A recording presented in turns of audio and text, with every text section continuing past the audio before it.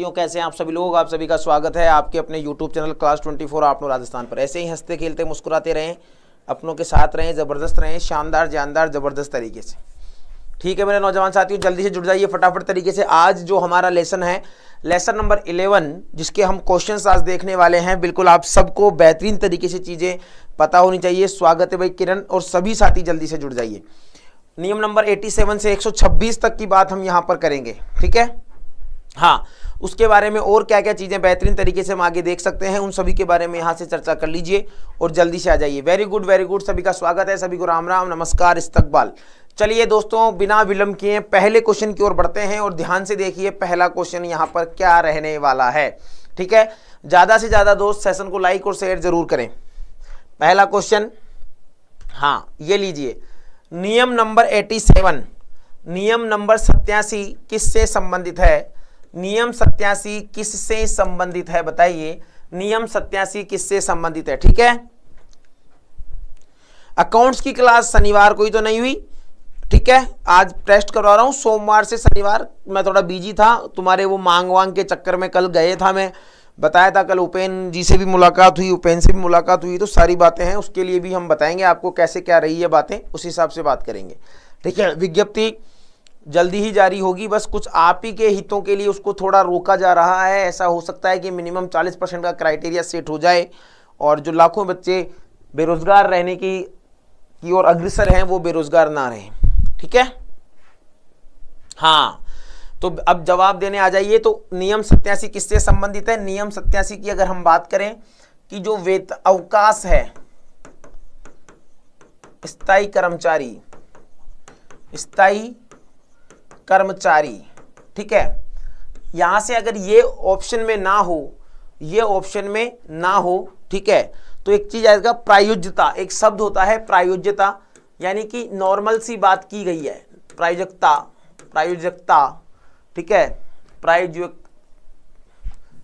प्रायोज्यता, हाँ, ये जो शब्द है यहां से आप चीजें देख सकते हैं। इसका मतलब भी यही है कि शुरुआत के दिनों में यहां से बात की गई है। ठीक है, हाँ, वेरी गुड, फटाफट ऐसे, मतलब शानदार सेशन होना चाहिए यार दोस्तों। तुमको पूरी थ्योरी पढ़ा दी, तुमको फिर तुम्हारे माइंड को देखो, हम जब जिम में जाते हैं तो हेल्थ अच्छी होती है। जब हम माइंड से कुछ काम करते हैं, दिमाग की कसरत करते हैं, तो दिमाग मजबूत होता है। तो ये दिमाग की कसरत वाले क्वेश्चन हैं। ठीक है, अवकाश लेखा किसके पास रखा जाएगा? अवकाश लेखा जो है वो किसके पास रखा जाएगा? अवकाश लेखा किसके पास रखा जाएगा? जल्दी से बताइए। क्वेश्चन नंबर 2 का जवाब क्या होगा? अवकाश लेखा किसके पास रखा जाएगा? ठीक है, हाँ, कर्तव्य के आधार पर। वेरी गुड साथियों, अवकाश लेखा किसके पास रखा जाएगा? जल्दी से जवाब दीजिए, अवकाश लेखा किसके पास रखा जाएगा? तो यहां पर सही जवाब क्या रहने वाला है? क्वेश्चन नंबर 2 की अगर मैं बात करूं तो यहां पर सही जवाब रहने वाला है कि जो भैया अवकाश लेखा है, अवकाश लेखा सक्षम अधिकारी, सक्षम अधिकारी, सक्षम अधिकारी नियम नंबर 87A, सक्षम अधिकारी नियम नंबर, हाँ, लेखाधिकारी या सक्षम अधिकारी नियम नंबर 87A हमें यह कहता है कि भैया जो अवकाश लेखा है वो सक्षम अधिकारी के समक्ष रखा जाएगा। ठीक है, हाँ, क्लियर है। नियम नंबर 87A इसकी जानकारी देता है। नेक्स्ट क्वेश्चन देखिए, अराजपत्रित अधिकारियों का अवकाश लेखा किसके पास रखा जाएगा? अराजपत्रित, अराजपत्रित अधिकारियों का जो लेखा है वह किसके पास रखा जाएगा? हाँ, जल्दी जल्दी बताइए, अराजपत्रित अवकाशों का लेखा किसके समक्ष रखा जाएगा? अराजपत्रित अधिकारियों का लेखा। तो अराजपत्रित अधिकारियों का जो अवकाश है, अवकाश लेखा किसके पास रखा जाएगा? ये जो अवकाश लेखा है वो रखा जाएगा नियम 87B के तहत विभागाध्यक्ष को रखा जाएगा। विभागाध्यक्ष या कार्यालयाध्यक्ष, विभागाध्यक्ष या कार्यालयाध्यक्ष। ठीक है, अंकित वर्मा सर जी, मेरा रीट में भी नंबर आ गया, बहुत बढ़िया, बहुत बढ़िया अंकित। ये एक बहुत पुराना विद्यार्थी है हमारा और इसने 2 से 3 जॉब अब देख ली, मतलब चयनित हो चुका है 2 से 3 पोस्टों पर। तो अंकित बहुत बहुत बधाई बेटा, तेरे को बहुत बहुत बधाई। ठीक है, अगर जयपुर में है तो मिल यार कभी, ठीक है।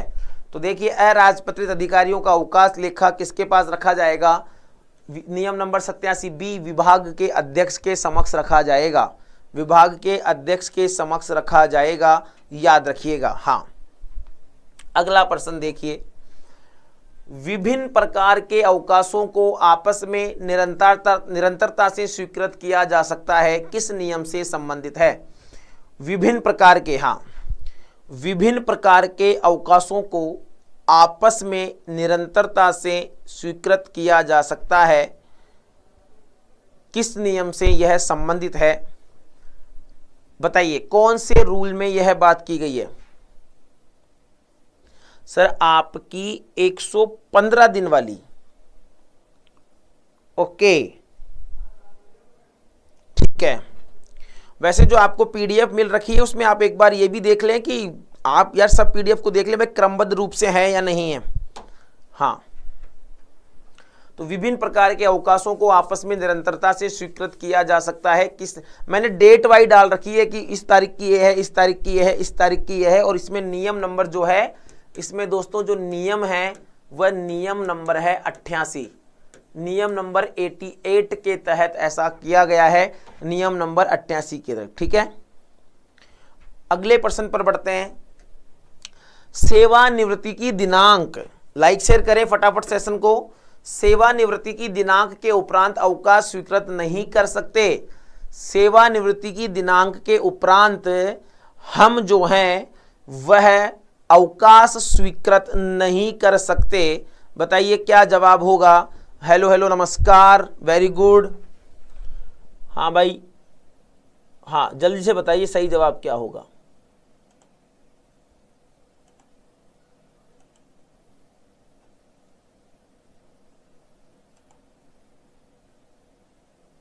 हाँ क्लियर है, लाइक शेयर करें, आंकड़ा बदलें फटाफट। तो नियम नंबर 89, नियम नंबर 89 हमें इसकी जानकारी देता है। देखो जो टॉपिक के बाद मैं आपको वन लाइनर टेस्ट करवा रहा हूं, जैसे ही आरएसआर खत्म होगा, मैंने बहुत सारे एमसीक्यू क्वेश्चन भी कर दिए हैं, वो एमसीक्यू क्वेश्चन भी मैं आपको करवाऊंगा, फिर मिक्सअप में करवाएंगे, मिक्सअप में, ठीक है, एक दिन मैराथन लेंगे, डन, ओके। नेक्स्ट क्वेश्चन, नियम 90 कब विलोपित किया गया, नियम 90 कब विलोपित किया गया। नियम नंबर 19 है, उसको कब विलोपित कर दिया गया। वेरी गुड, सभी साथियों का जवाब सही आ रहा है। हाँ, नियम 90 कब विलोपित कर दिया गया। तो नियम नंबर जो 90 है वो कब विलोपित कर दिया गया, वो विलोपित किया गया 28/10/1957 को। कब विलोपित किया गया, 28/10/1957 को इसे विलोपित कर दिया गया, 28/10/1957 को इसे विलोपित कर दिया गया। उपार्जित अवकाश, उपार्जित अवकाश एक वर्ष में कितना दे कर सकते हैं तथा किस नियम से संबंधित है और कब लागू हुआ। एक ही प्रश्न में आपसे 3-3 क्वेश्चन पूछ लिए गए हैं, एक ही प्रश्न से आपसे 3-3 क्वेश्चन पूछ लिए गए हैं। उपार्जित अवकाश एक वर्ष में कितना दे होगा, पहला क्वेश्चन, उपार्जित अवकाश एक वर्ष में कितना दे होगा, लाइक शेयर करें। एक वर्ष में कितना दे होंगे, 30 दिन। कितने दे होंगे, 30 दिन, 15-15 के फॉर्मेट में, ठीक है। उसके बाद किस नियम से संबंधित है उपार्जित अवकाश, उपार्जित अवकाश नियम नंबर 91। हाय हेलो नमस्कार। तो ये किस नियम से है, तो यहां पर नियम नंबर कौन सा है, नियम नंबर 91। तीसरा क्वेश्चन है कब लागू हुआ, तो 22 फरवरी 1983। कब लागू हुआ, 22 फेब, तो ये लागू हुआ 22 फरवरी 1983। 22 फरवरी 1983 को यह लागू हुआ। हाँ, नहीं पूछेगा, सही है, I am agree with you Kushal. हाँ, इतना नहीं लेना लोड, ठीक है। ओके। सशस्त्र पुलिस बल सदस्य RAC, सशस्त्र पुलिस सदस्य कितना उपार्जित अवकाश एक वर्ष में दे कर सकता है? कितना उपार्जित अवकाश एक वर्ष में दे कर सकता है, बताइए।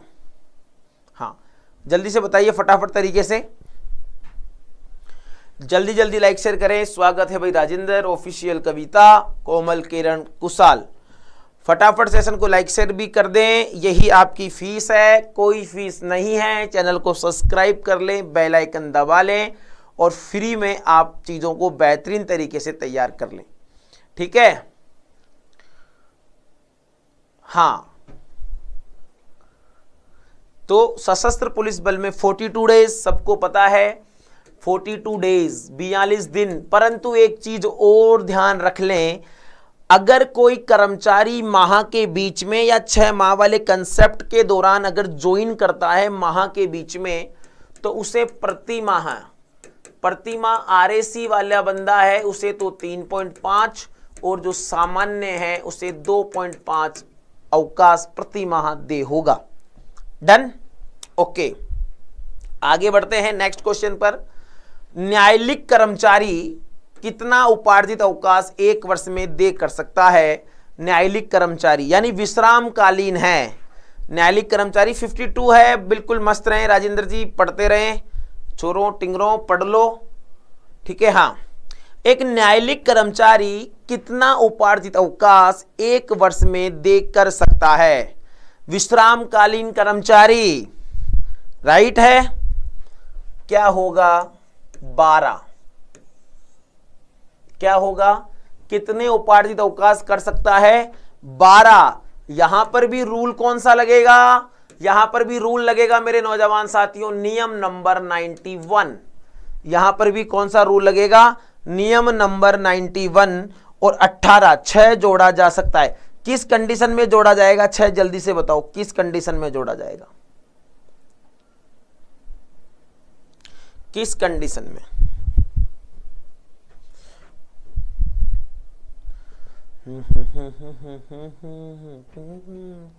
हाँ,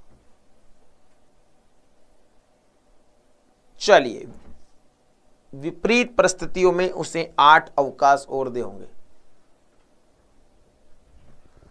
क्यों? सिविल का होता है उपार्जित अवकाश, एक वर्ष में दे कर सकता है। सामान्य कर्मचारी को 30 अवकाश दे होते हैं वर्ष में, 30, 15 और 15। RAC वाले को 42, न्यायालयिक या विश्राम कर्मचारी को 12। परंतु अगर उसने ये 12 नहीं लिए हैं तो 18। सरकार शिक्षा विभाग 12, ठीक है। हाँ, चलिए, RSR के किस नियम के अंतर्गत अधिकतम 300 प्लस 15 दिनों का उपार्जित अवकाश जमा कर सकते हैं? यह कब लागू हुआ? अधिकतम 300 प्लस 15 दिनों का उपार्जित अवकाश कर सकते हैं, यह कब हुआ?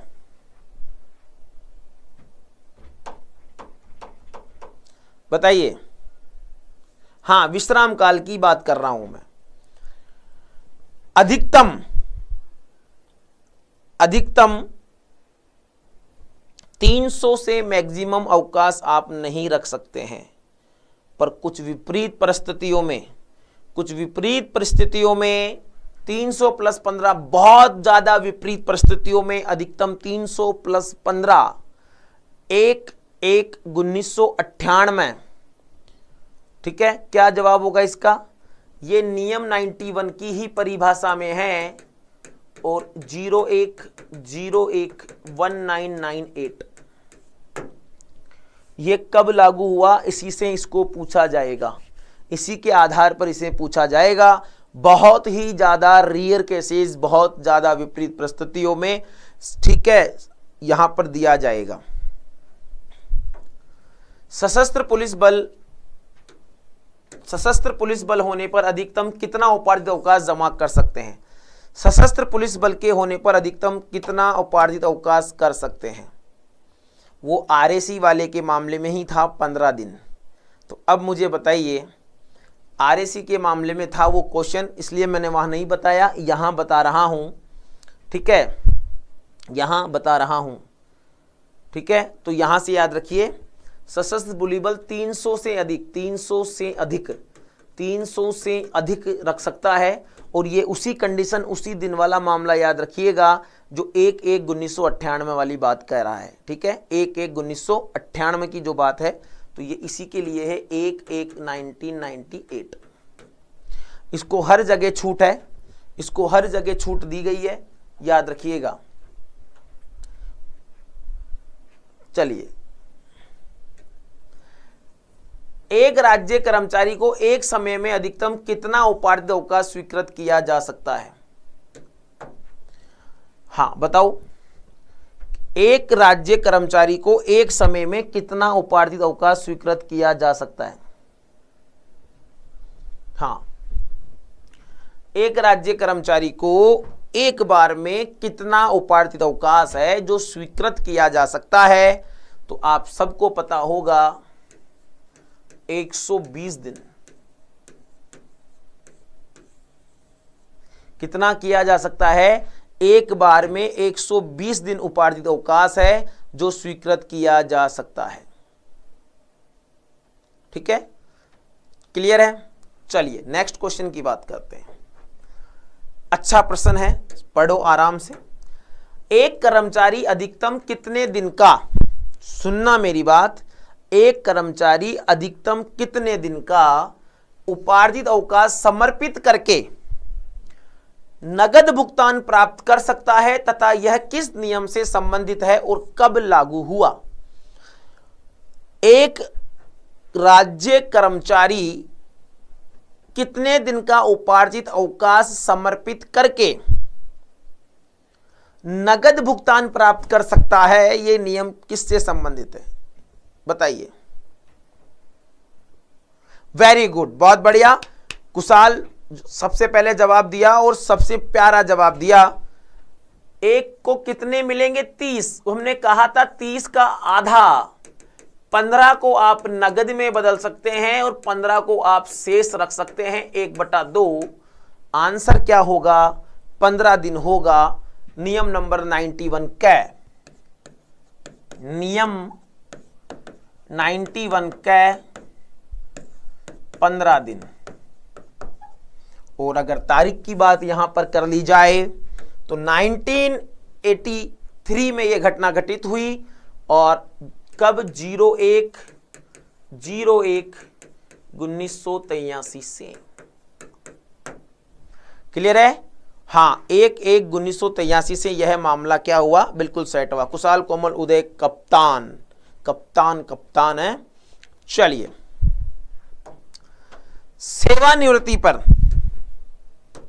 सेवानिवृत्ति पर उपार्जित अवकाश के बदले में नगद भुगतान अधिकतम कितने दिन के लिए किया जाएगा तथा नगद भुगतान किस प्रकार दिया जाएगा?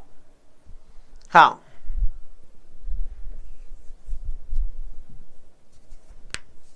बताइए। एक फॉर्मूला भी बताऊंगा मैं आपको, उसको भी याद रखिएगा। प्यारा सा फॉर्मूला है। लाइक शेयर कर दें, चैनल पर सब्सक्राइब जरूर कर लें, ठीक है। Sanjay sir history Telegram channel पर आपको पीडीएफ मिल जाएंगी।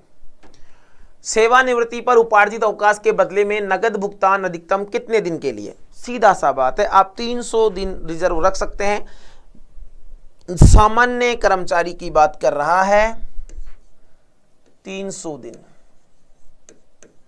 लिखते हैं, यहां पर अधिकतम शब्द लिखते हैं, ज्यादा ठीक रहेगा।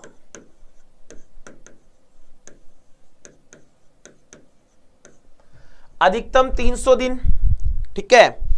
एक मुश्त दिया जाएगा, चलो ये मैंने बताया था, लिखवा देता हूं।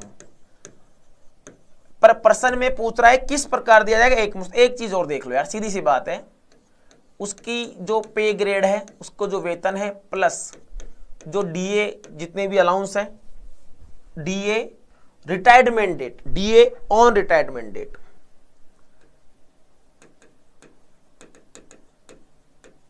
डेट बट्टा 30,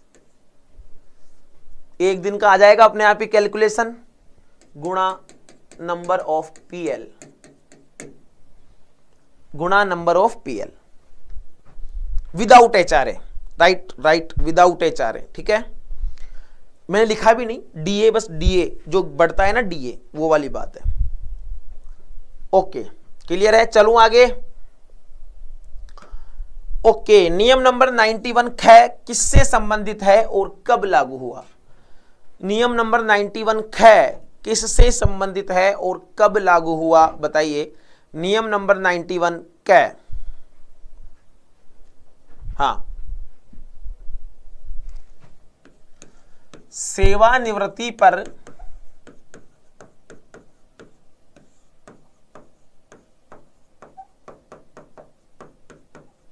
उपार्जित अवकाश के बदले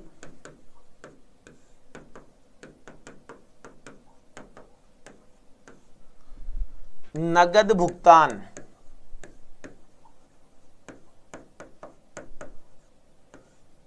नगद भुगतान। दूसरा क्वेश्चन है कब लागू हुआ? दूसरा प्रश्न पूछ रहा है यहां से कब लागू हुआ, तो 20/8/2001 से, 20/8/2001 से, ठीक है, 20/8/2001 से। चलिए आगे देखिए। वेरी गुड दोस्तों, आगे देखो। यदि किसी कर्मचारी की मृत्यु सेवा में रहते हुए हो जाए तो उसको पीएल कब से दे होगा? यह किस नियम से संबंधित है, वह कब लागू हुआ? यदि किसी कर्मचारी की मृत्यु सेवा में रहते हुए हो जाए, हाँ, तो उसको पीएल कब से दे होगा? यह किस नियम से संबंधित है?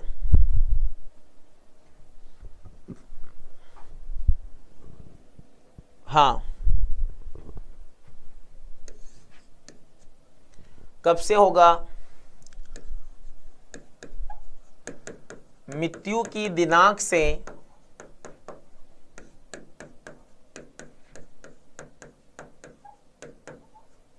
पीएल दे। नियम कौन सा है? 91 ग, 91(3) या ग,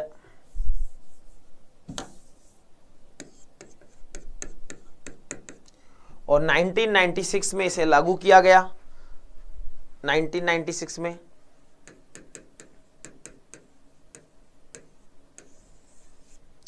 में इसे क्या लागू किया गया? 1996 में इसे लागू किया गया। अगले प्रश्न को देखिए।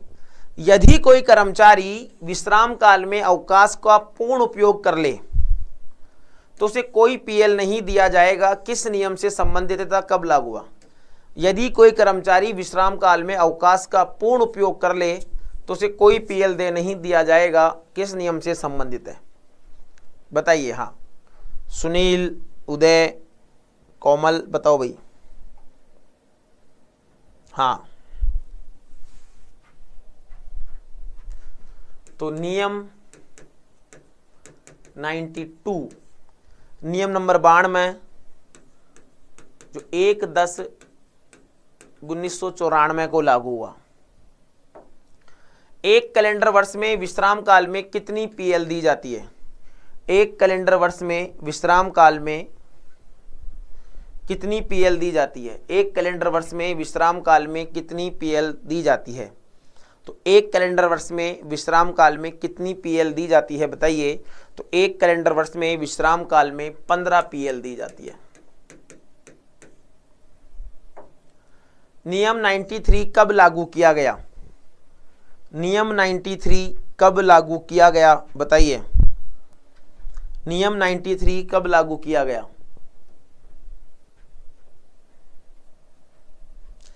बताओ जल्दी से, नियम 93 कब लागू किया गया?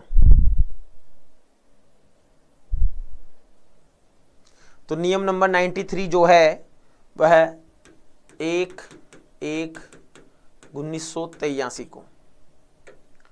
एक कर्मचारी का प्रत्येक पूर्ण वर्ष की सेवा पर कितना अर्ध वेतन अवकाश स्वीकृत किया जा सकता है? एक कर्मचारी का प्रत्येक पूर्ण वर्ष की सेवा पर, एक कर्मचारी का प्रत्येक पूर्ण वर्ष की सेवा पर कितना अर्ध वेतन अवकाश स्वीकृत किया जा सकता है? हाँ, एक वर्ष की अगर उसने सेवा पूर्ण कर ली है तो आपको पता है उसे 20 दिन का, उसे क्या 20 दिन का अर्ध वेतन अवकाश स्वीकृत किया जा सकता है। एक कर्मचारी का संपूर्ण सेवा काल में कितना अदेय अवकाश दिया जाएगा? एक कर्मचारी का संपूर्ण सेवा काल में अदेय अवकाश स्वीकृत किया जा सकता है। संपूर्ण सेवा काल में कितना अदेय अवकाश स्वीकृत किया जा सकता है? तो संपूर्ण सेवा काल में 360 दिन, संपूर्ण सेवा काल में 360 दिन, संपूर्ण सेवा काल, आजीवन, जितना उसका जॉब का ड्यूरेशन है। एक कर्मचारी को एक बार में कितना अदेय अवकाश दिया जा सकता है? एक कर्मचारी को एक बार में कितना अदेय अवकाश दिया जा सकता है? हाँ,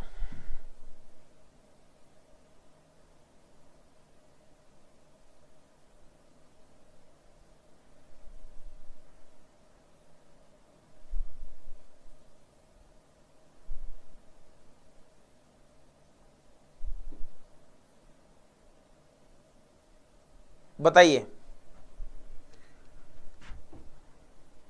90 दिन। नियम 93 कै कब लागू हुआ? नियम नंबर 93 कै, तो नियम नंबर 93 कै कब लागू हुआ? 1980 में लागू हुआ, 1 जुलाई 1980 को। पुलिस अधीनस्थ सेवा के सदस्य जो क्षय रोग से पीड़ित है, टीबी हो गई, कितना चिकित्सा अवकाश दे होगा? पुलिस अधीनस्थ सेवा के कोई कर्मचारी हैं जो क्षय रोग से पीड़ित हैं, पुलिस अधीनस्थ सेवा के कर्मचारी जो क्षय रोग से पीड़ित हैं, उन्हें कितना अवकाश, चिकित्सा अवकाश दे होगा? हाँ बताइए। क्षय रोग से पीड़ित हैं तो उन्हें कितना चिकित्सा अवकाश दे होगा? 6 माह। कितना माह? 6 माह। कितना दे होगा दोस्तों? 6 माह दे होगा। सेवा समाप्ति पर अवकाशों की देयता किस नियम से संबंधित है, कब लागू हुआ? सेवा समाप्ति पर अवकाशों की देयता, सेवा समाप्ति पर अवकाशों की देयता, सेवा समाप्ति पर अवकाशों की देयता। हाँ, सेवा समाप्ति पर अवकाशों की देयता किस नियम से? नियम 94 और 1/1/1983। अस्थायी कर्मचारी को सेवा समाप्ति पर कितनी टर्मिनल लीव का भुगतान किया जाएगा? सेवा समाप्ति पर अस्थायी कर्मचारी को सेवा समाप्ति पर कितनी टर्मिनल लीव का भुगतान किया जाएगा? हाँ, बेचारे ने छुट्टियां ही नहीं ली, काम पे काम करता रहा, रिटायर्ड हो गया, तो कितनी टर्मिनल लीव का भुगतान किया जाएगा? 300 दिन की टर्मिनल लीव का इसे भुगतान किया जाएगा। नियम नंबर रूल नंबर 94 कै किससे संबंधित है और कब लागू हुआ? नियम नंबर 94 कै किससे संबंधित है और कब लागू हुआ?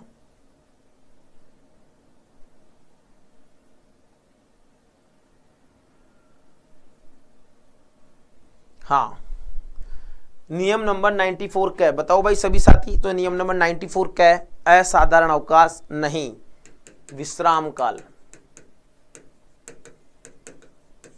नियम नंबर 94 कै विश्राम काल और 11 जनवरी 1956, 11 जनवरी 1956 से यह हुआ। ठीक है, विश्राम काल से संबंधित है। नेक्स्ट क्वेश्चन देखिए, नियम 96 किससे संबंधित है तथा कब लागू हुआ? नियम नंबर 96 किससे संबंधित है और कब लागू हुआ, बताइए। नियम नंबर 96 किससे संबंधित है और कब लागू हुआ, जल्दी से बताओ। हाँ, नियम नंबर 96, तो नियम नंबर 96 का संबंध है दोस्तों असाधारण अवकाश से। हाँ ठीक है, हाँ बिल्कुल कर्तव्य के रूप में मानते हैं, बिल्कुल सही है कोमल, वेरी गुड।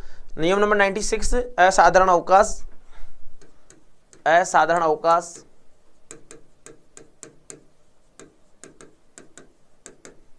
और ये है 12/12/1953।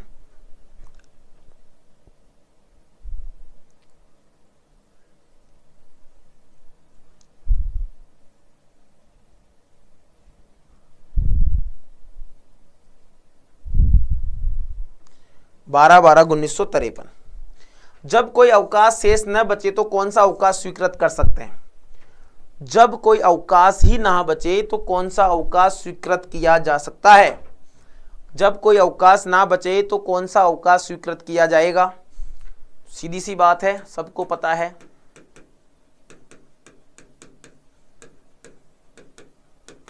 असाधारण अवकाश है उसे स्वीकृत किया जाएगा, EOS। असाधारण अवकाश अधिकतम कितना दिया जा सकता है? असाधारण अवकाश अधिकतम कितना दिया जा सकता है, जल्दी से बताओ।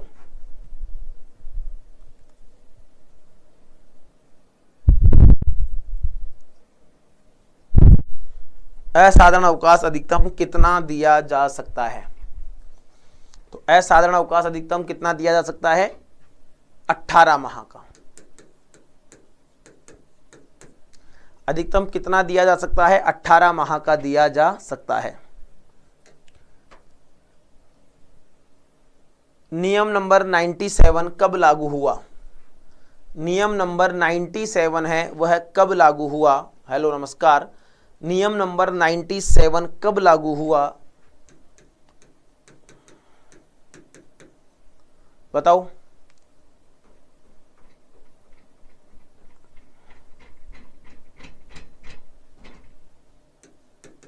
एक जून 1976 को। नियम नंबर 99 किससे संबंधित है? नियम नंबर 99 किससे संबंधित है? तो नियम नंबर 99 विशेष असमर्थता अवकाश, विशेष असमर्थता अवकाश। नियम नंबर 99 किससे संबंधित है? विशेष असमर्थता अवकाश से संबंधित है। नेक्स्ट क्वेश्चन, विशेष असमर्थता अवकाश कब दिया जाता है? विशेष असमर्थता अवकाश कब दिया जाता है? जब दिया जाता है सेवा के दौरान,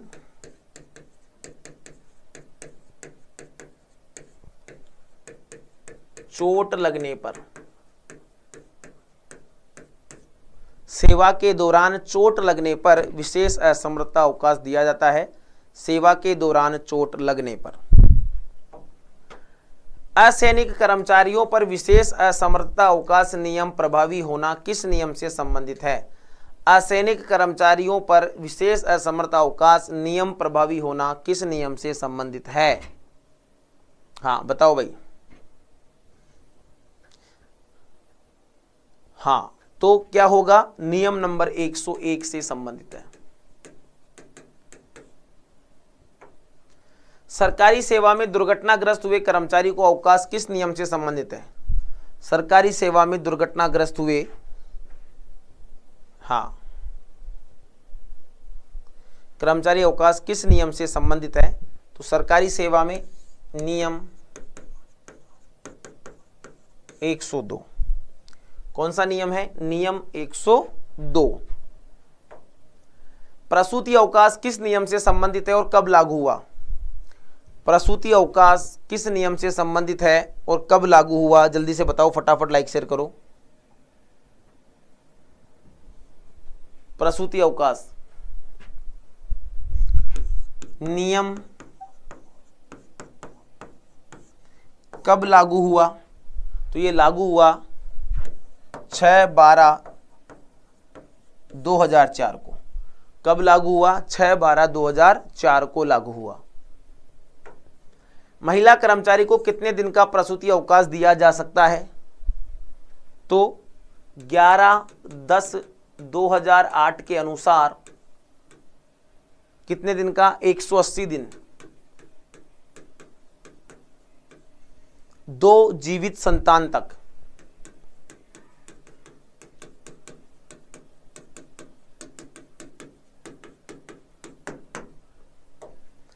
नियम नंबर 103 का किससे संबंधित है तथा कब लागू हुआ?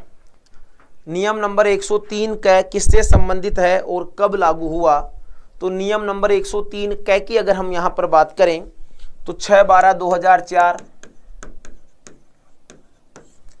और पितृत्व अवकाश,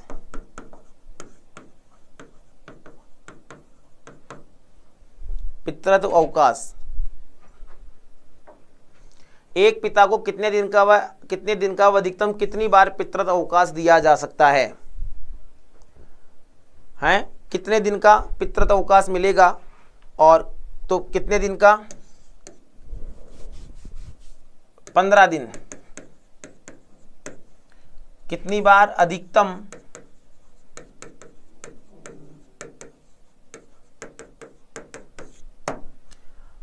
2 बार। कितनी बार? अधिकतम 2 बार। अधिकतम 2 बार। प्रसूति अवकाश के साथ अन्य अवकाशों को जोड़ा जा सकता है तब किस नियम से संबंधित है और कब लागू हुआ? निरंतरता से जोड़ा जा सकता है। प्रसूति अवकाश के साथ अन्य अवकाशों को ऐड किया जा सकता है, ऐसा कौन से रूल में हमें जानकारी मिलती है? तो ये 26 फरवरी 2002 का घटनाक्रम है और प्रसूति अवकाश के साथ अन्य अवकाशों को भी जोड़ा जा सकता है, तो नियम नंबर 104।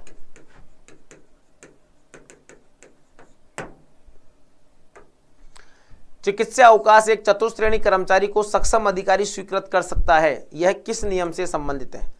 चिकित्सा अवकाश एक चतुश्रेणी कर्मचारी को सक्षम अधिकारी स्वीकृत कर सकता है, किस नियम से संबंधित है? तो यह किस नियम से संबंधित है? नियम 105 से। चिकित्सा अवकाश के समय अवकाश वेतन सक्षम अधिकारी द्वारा स्वीकृत कर सकते हैं। चिकित्सा अवकाश के समय अवकाश वेतन सक्षम अधिकारी द्वारा स्वीकृत कर सकते हैं, यह बात कौन से नियम में कहती है? इसका भी नियम बताओ। किस नियम के अंतर्गत यह बात कही जाती है? किस नियम के अंतर्गत इसका उल्लेख है?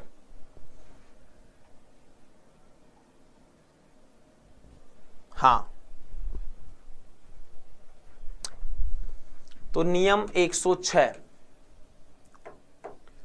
चिकित्सालय अवकाश के साथ अन्य अवकाशों को जोड़ा जा सकता है, ये कौन से नियम में है? चिकित्सालय अवकाश के साथ अन्य अवकाशों को जोड़ा जा सकता है, नियम,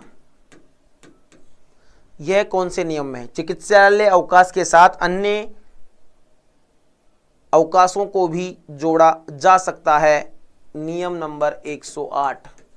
कौन ही आवको के मतलब है भाई? पढ़ो, रिवीजन कौन करोगे? थे पढ़ लिया करो टिंगराओं। नियम 109 किससे संबंधित है?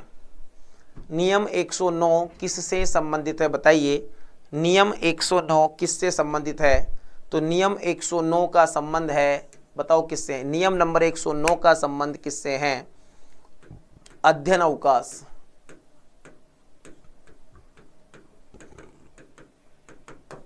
नियम नंबर 109 का संबंध किससे है? अध्ययन अवकाश से नियम नंबर 109 का संबंध है। अध्ययन अवकाश किनको नहीं दिया जाएगा? अध्ययन अवकाश किनको नहीं दिया जाएगा? उनको तो मिल ही नहीं सकता, उनके लिए कोई और कंडीशन है ही नहीं। अध्ययन अवकाश किनको नहीं दिया जाएगा? तो अध्ययन अवकाश जिस व्यक्ति ने 20 वर्ष से अधिक की सेवा कर ली हो, जिस कर्मचारी ने 20 वर्ष से अधिक की सेवा, जिस कर्मचारी ने 20 वर्ष से अधिक की सेवा कर ली हो। अध्ययन अवकाश के लिए प्रार्थना पत्र प्रस्तुत करना कौन सा नियम है? अध्ययन अवकाश के लिए प्रार्थना पत्र प्रस्तुत करना कौन से नियम में यह बात बताई गई है? बताइए कौन से नियम में यह बात बताई गई है कि अध्ययन अवकाश के लिए प्रार्थना पत्र प्रस्तुत करना? तुम अभी 106 105 पर ही बैठे होगा। नियम नंबर 115, नियम नंबर 115। अन्य अवकाश को अध्ययन अवकाश में परिवर्तित करना कौन सा नियम है? अन्य अवकाश को अध्ययन अवकाश में परिवर्तित करना किस नियम की बात है? अन्य अवकाश को अध्ययन अवकाश में परिवर्तित करना किस नियम की बात है? तो अन्य अवकाश को अध्ययन अवकाश में नियम 116। नियम 117 किससे संबंधित है तथा कब लागू हुआ? नियम नंबर 117 किससे संबंधित है? तो यह है अध्ययन भत्ता।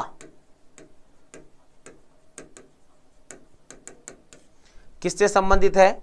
अध्ययन भत्ता से संबंधित है। और 28/4/1961 को विश्रामकालीन अवधि में अध्ययन भत्ता कितना स्वीकृत कर सकते हैं? विश्रामकालीन अवधि में अध्ययन भत्ता कितना स्वीकृत कर सकते हैं? विश्रामकालीन अवधि में 14 दिन। कितना? 14 दिन। नियम 118, नियम नंबर 118। अध्ययन पाठ्यक्रम पूरा होने पर प्रमाण पत्र संकलन करना आवश्यक है। आपने क्या किया? अध्ययन अवकाश में कौन सी पढ़ाई की? आवश्यक है नियम 120।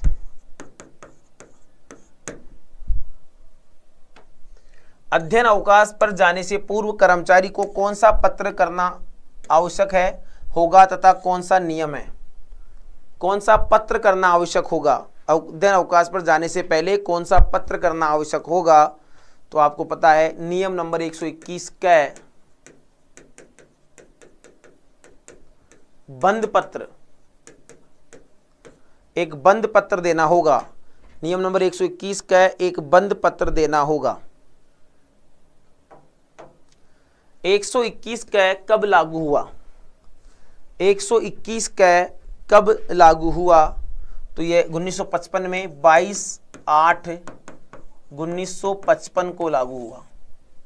22/8/1955 को यह लागू हुआ।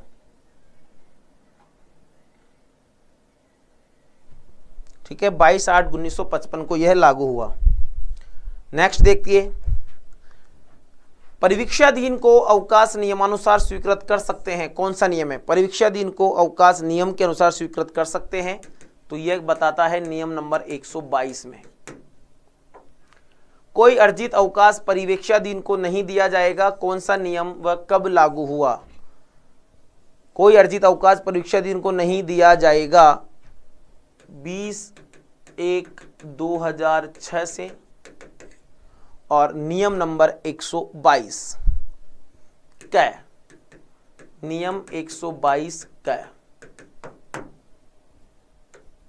विद्यार्थियों को अवकाश नियमानुसार दिया जा सकता है। कौन सा नियम है? विद्यार्थियों को अवकाश नियम के अनुसार दिया जा सकता है। विद्यार्थियों को अवकाश नियम के अनुसार दिया जा सकता है। नियम नंबर 123।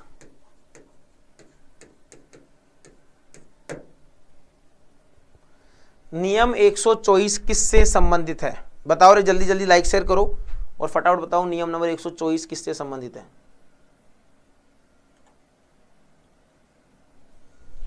नियम 124 अंशकालीन कम समय के लिए, कुछ समय के लिए अंशकालीन सेवारत